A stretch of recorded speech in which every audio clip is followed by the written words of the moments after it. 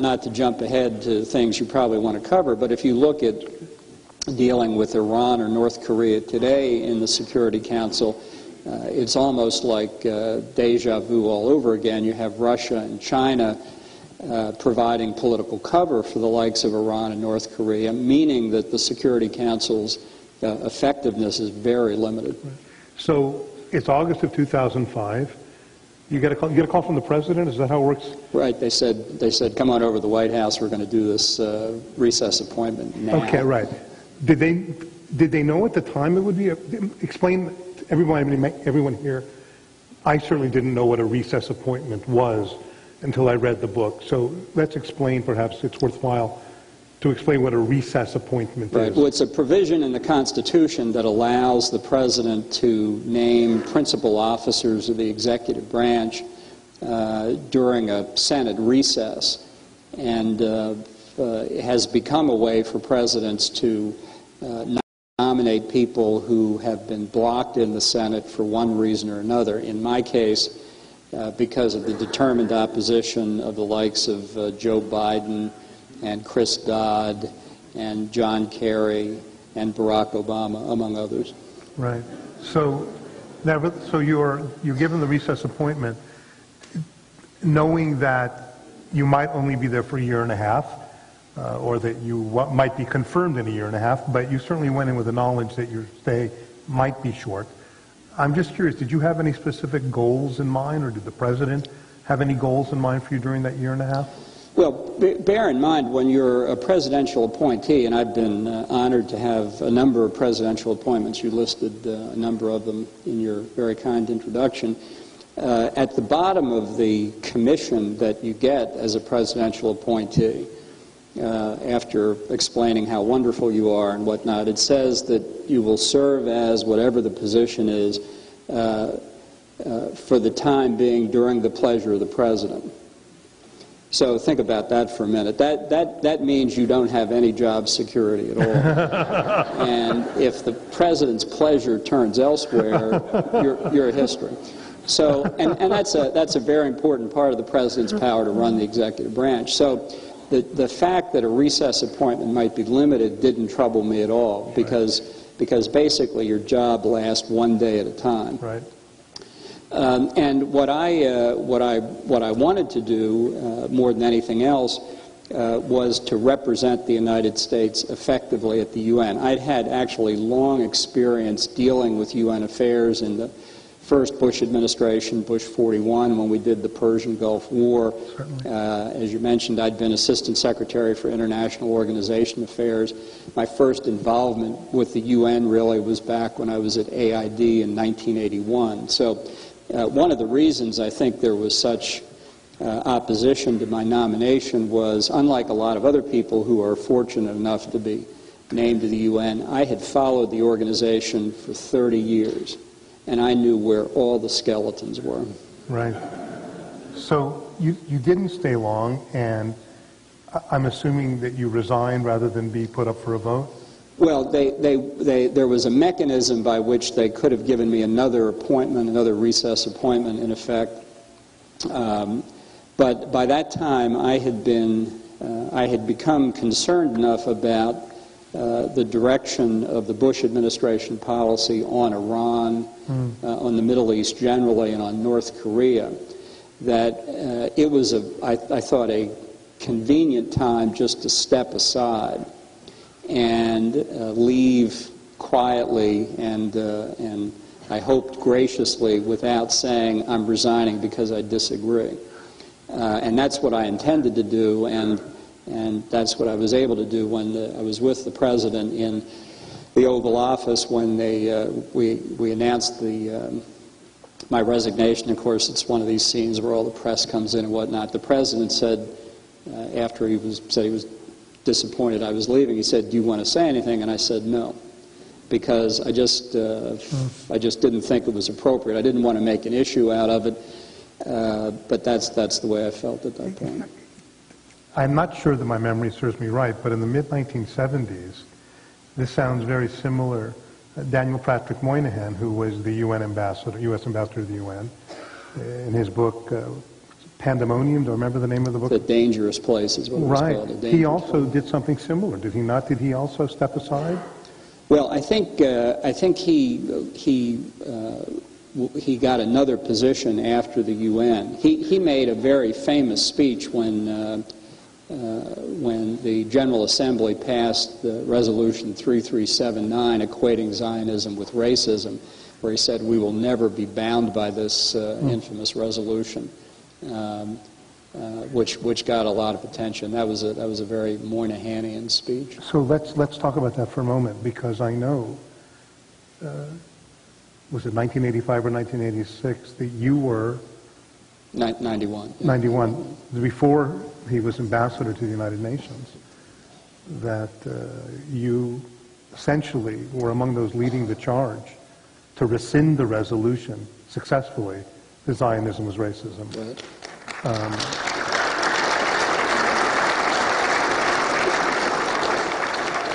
What did you have to do, by the way, to help make that happen? Well, the first thing that I had to do was convince Secretary Baker and President Bush, the first President Bush, that we should do this, and that it was worth the effort.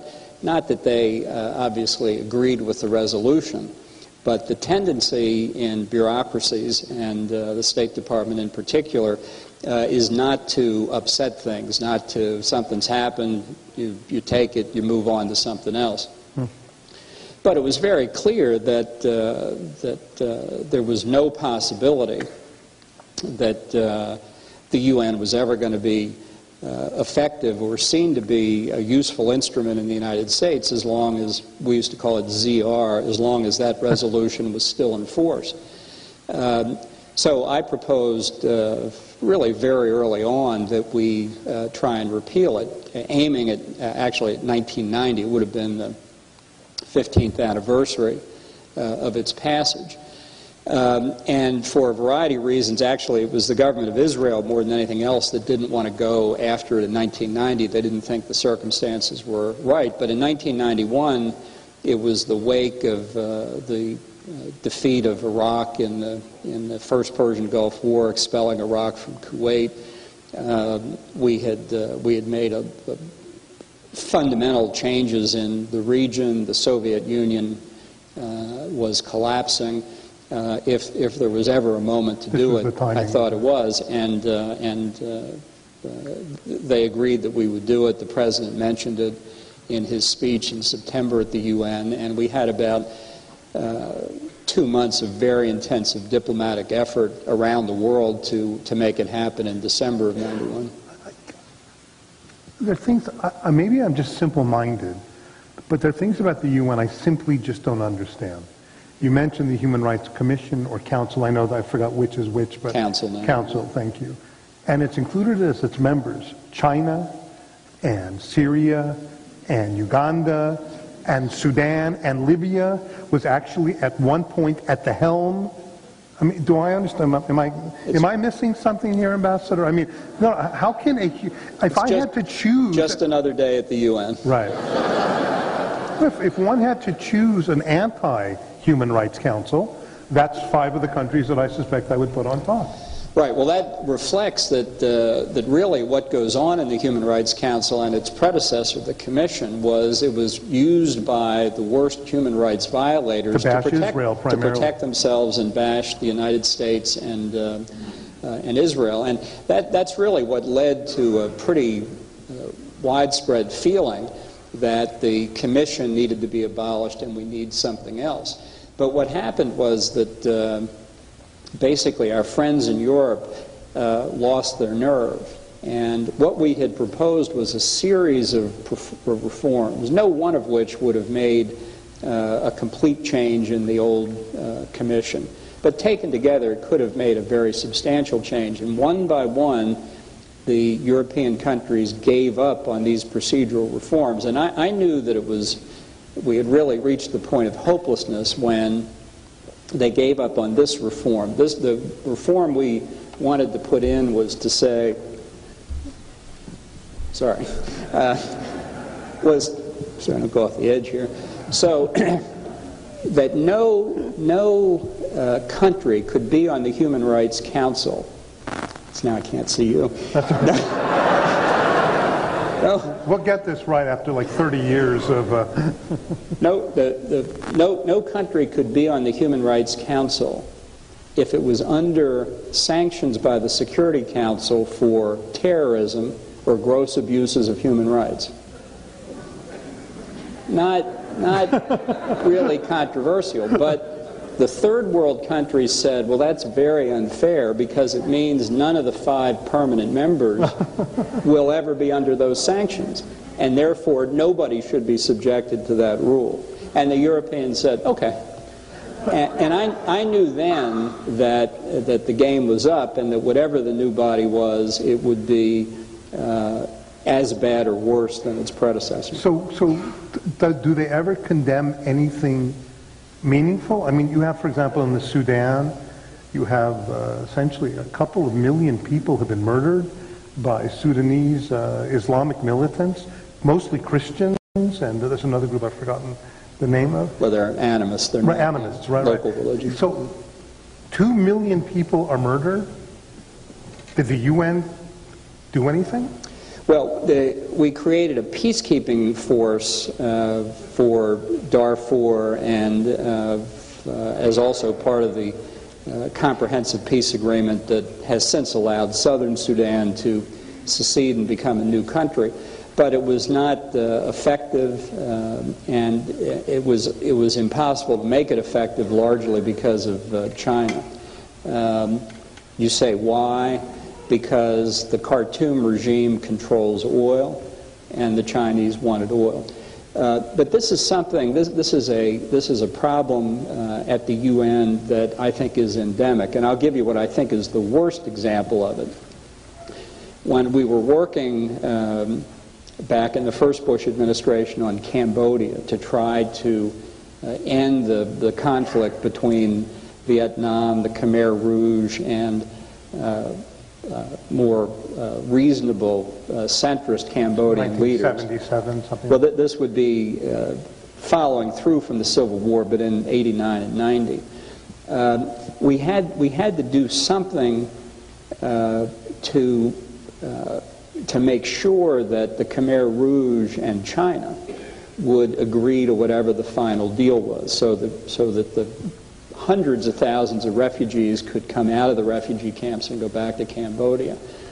And the UN had wrestled with this question of the massacres of Cambodians that the Khmer Rouge had carried out over the years, amounting in some cases to genocide because of various ethnic groups inside of Cambodia who were killed. It's not genocide when you kill your own people. That is to say, Cambodians killing Cambodians is just mass murder. It's not genocide. By the way, was that not, sorry to interrupt you, but when Pol Pot did that, was that not one of the first examples of what's called now auto-genocide in world history? It is. No, that's exactly right. So the UN had wrestled with this question and tried to find how you describe killing millions of people like that. And what they came up with was a phrase, I quote, "the universally condemned policies and practices of the recent past." That's what it means to kill 3 million Cambodians. Right. The universally condemned policies and practices of the recent. I used to be able to say that very fast. Right. So I know we could spend the evening talking about this, but let me get to something then specific. What would you do to mend it? Well, I'm not sure that it's fixable in the sense that the ideas of the founders, I think, were naive in thinking that once you were at the UN, countries would behave differently there than they do in the conduct of their foreign policy. And there were a lot of naive Americans. I'll just give one example, and I don't mean to sound partisan, but there it is. Eleanor Roosevelt was a delegate for the United States to the early sessions. And in those early days, today we pay 22% of the budget. In those days we paid 50%. And you can read in the diplomatic records that have been made public a debate in like 1947 or 48 within the U.S. delegation about something that was happening that we thought was contrary to our interest. And one of the State Department people said, well, look, we just ought to say you can't do this or we'll reduce our budgetary contribution.